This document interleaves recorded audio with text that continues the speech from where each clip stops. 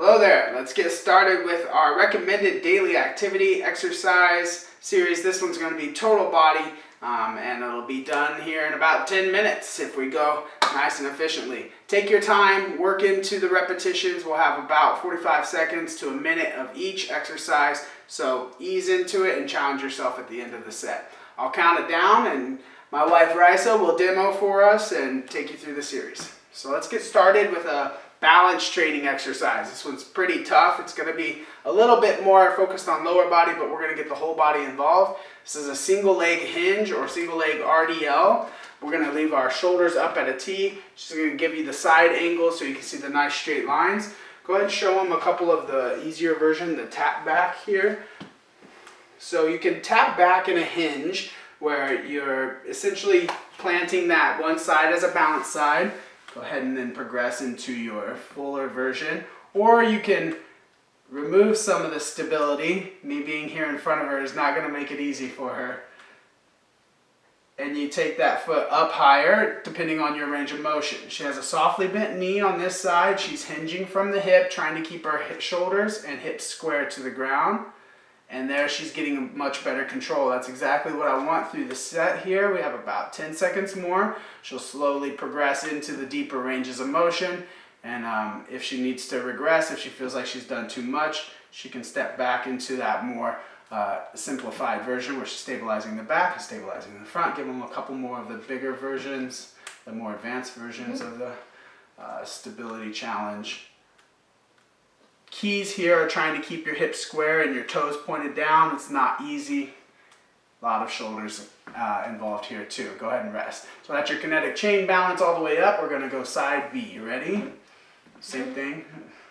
Same position on side B. Here you'll be able to see that hinge a little bit better. Go ahead and begin. That hinge comes from this ball and socket joint. She's maintaining a straight line spine, trying to keep her head in line, shoulder blades back. That T will help keep your shoulders in the right position. Go ahead and start to advance into the more stability-based challenge. The single leg hinge motor pattern is already a very complex, challenging thing to master. So don't expect to get this right away if you've never done it, let alone when we throw in the balance and instability of the single leg hinge, going with the foot all the way up. We then increase range of motion and mobility, flexibility through the posterior chain. As we're stabilizing the spine, stabilizing the rest of the posture, it's a tough exercise. You're almost there. So we gave it a little bit longer on this one than 45 seconds. You can rest there. Good job.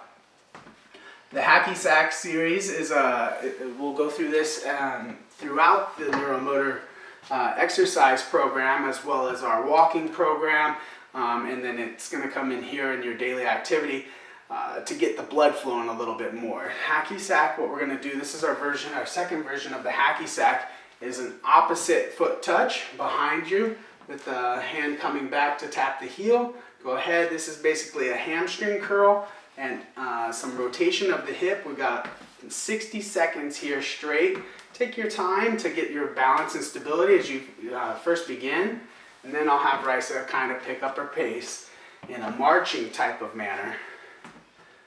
So we use this hacky sack series in a lot of different exercise series that we've created for you because it checks off a lot of different components of your exercise, your fitness, and if you do it for long enough and smooth enough, then you'll start to get your heart rate up too.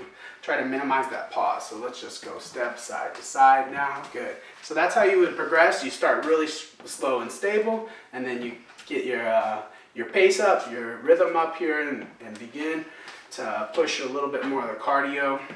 On this twist and this hamstring curl, if you can't touch your foot, that's fine. Start with what you can do. Light knee, bend of the knee is totally fine to get started.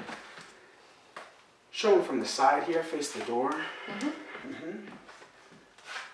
So there is some components of core strength and stability in this one as well. You don't want to arch your belly forward. You're going to minimize that by tightening your core. Your shoulders are probably burning. They've been up there for like 4 minutes here.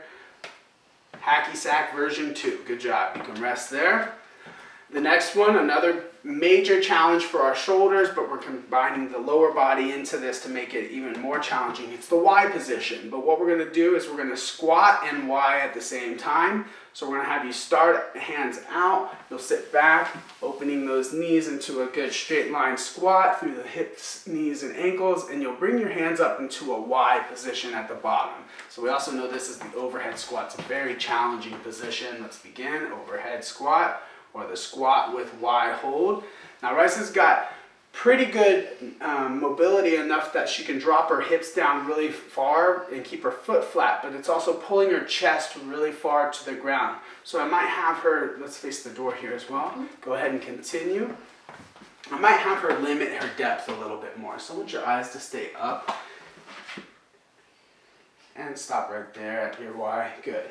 So we'll limit the depth of the hips so that we can connect the shoulder posterior chain down to the lower body posterior chain of the lower back, glutes, hamstrings, and calves. That was limiting her ability to really get the work out of this through the total body. She was still doing work, don't doubt it, because that overhead squat is not easy. One last one, and rest, good.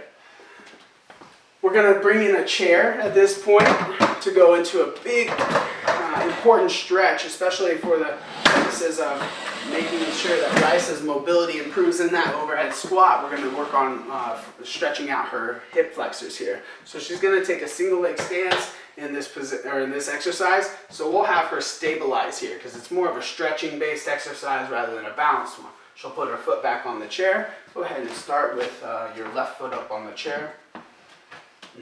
So she's stabilized, she's going to get that foot loaded, and as we've done before in these chair exercises, she's going to suck and tuck. She's really going to brace her lower belly, flip her pelvis under or tuck her tailbone under, and that's going to lengthen out this hip flexor.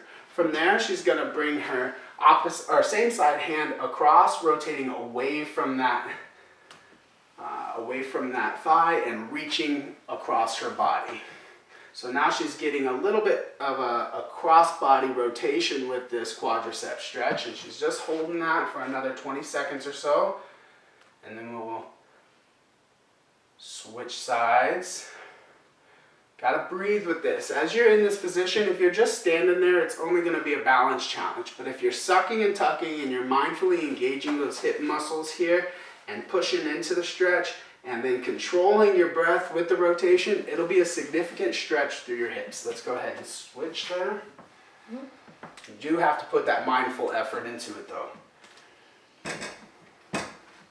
Tighten the belly, push the hips forward, and we're going to rotate toward the camera this time, reaching across the body, bracing the belly, and working on deep breathing. You know, even though you're really contracted and tight and rotated and all those breathing muscles are slightly out of their normal position, you got to work on trying to maintain a little bit of belly activation in your breathing, because that's going to help expand the stretch of those muscles in the hips. A lot of balance in this exercise. It's not just mobility and flexibility. 3, 2, 1. And our final exercise is going to be a core-based exercise, most popularly done or commonly done on the floor, the bird dog. Easy way to do this is from a countertop or from the chair. I'm going to have Raisa take this position in the chair here, kind of leaning in a good shoulder posture position. It's not easy to get into bent over position and lean into your hands and maintain good posture. So she's going to have to maintain good posture from her shoulders, and then we're going to do opposing arms and legs in what's called the bird dog. So let's get started with the bird dog, side A. Sides A, I guess, technically. Yeah. Opposing arm and leg. She's going left leg, right arm. Now, Raisa, you could probably see just from the demo that I did to what she's done here, she has better shoulder mobility than I do. She's got good, strong position of her hand, bicep all the way back by the ear. It's in a slight Y, a little bit wider Y. If you have more restriction in your shoulders, it's totally fine. You see the stability and the straight line spine. That's the main goal of this exercise, is maintaining the good straight line spine primarily here through the lumbar vertebrae. You see a butt cheek squeezing, her toes pointing down. This is a great job here. She's got that soft hinge just like we started this routine in here in that planted leg. Let's go ahead and switch sides. Great job on side A. Side B, you'll have to figure out how to get that arm there. Perfect. Nice straight line. Now this side, we see that she rotates just a little bit, so we'll try to keep the hips square. It might be a good idea when you're doing these exercises to have a mirror nearby. One of those, long stand-up mirrors that you can check your form every now and then. I don't recommend staring at yourself because you want your head and your spine in line, but every now and then if you look to the side or look forward to check your form, it's a good idea. 3 seconds more there, right? So let's tuck this toe down. 2, 1, and rest. Great job. Thank you all. Take your time and work into those exercises. Develop a little bit more range of motion or a little bit more intensity. Maybe do a couple of rounds if you need to.